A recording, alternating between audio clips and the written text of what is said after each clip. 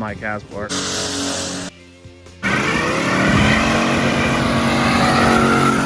Alright guys, welcome to today's episode of Rusty Duck Garage. Hey, today we have our 1988 IROC Z Camaro.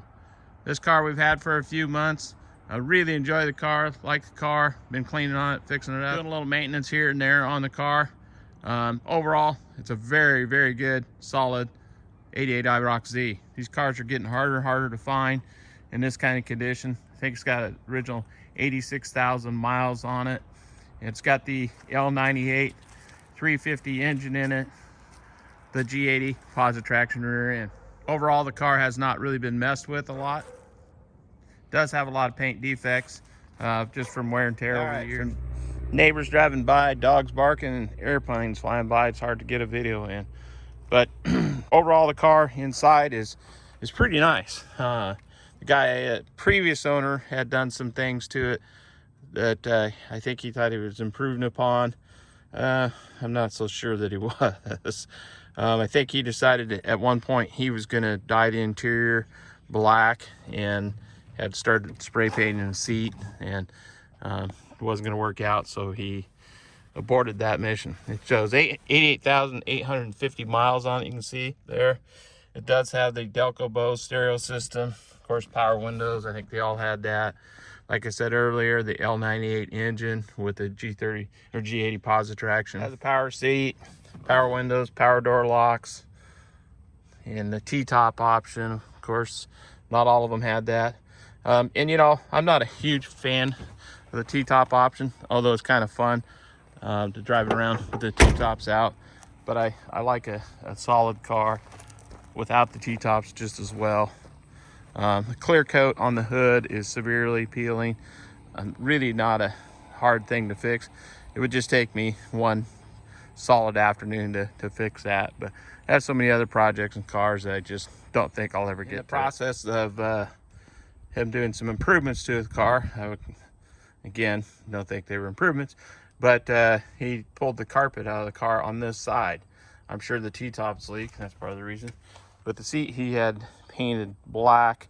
I just used some interior paint and painted over that just to make it appear a little better for now, till I can find a good seat or fabric to replace it. But I think it looks better. Yeah, like I say, the L98 tune port injection. Tires, like I say, 245 50/16 radial Toyo tires. This would have had the Goodyear Eagles on it originally, but a 16-inch wheel was a big deal back then. We really noticed it. If Camaro had 15-inch wheels or 16-inch wheels, it was quite a difference here.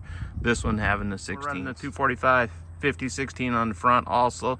You can see the little IROC emblem in the wheels there. I replaced all four of those from Classic Industries. I think I paid $10 a piece for those. And even the power radio antenna works. Pretty cool, eh? Okay, the tune port injection on this 350 engine really was ahead of its time. It was pretty cool. It did have a few issues, but it was multi-port and fuel ejected. I've replaced the intake gaskets on a few of these. Not the funnest thing in the world, but it's not the worst thing in the world either to do. But I've done several of them. This one here, previous owner replaced the valve covers. The sheet metal valve covers are on these things were pretty flimsy, and they did leak.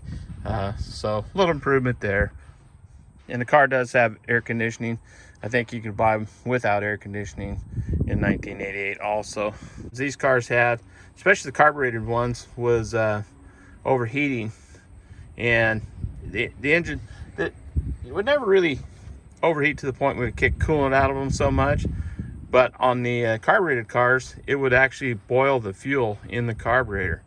And if you'd shut it off for 10 minutes and come out and jump in the car on a hot day to take off, the car would hardly run. It would run terrible until it got the fuel flowing through it, and the fuel from the tank returning would cool it down, and then it would be okay.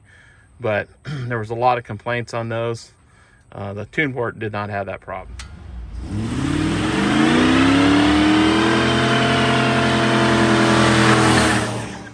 All right, guys, winter's coming. We don't have a place to keep the Camaro inside, keep it dry. So we're probably gonna sell the Camaro. I really hate to. I searched a long time for one of these cars, but I just have too many other projects and cars going. Although I really did enjoy this car.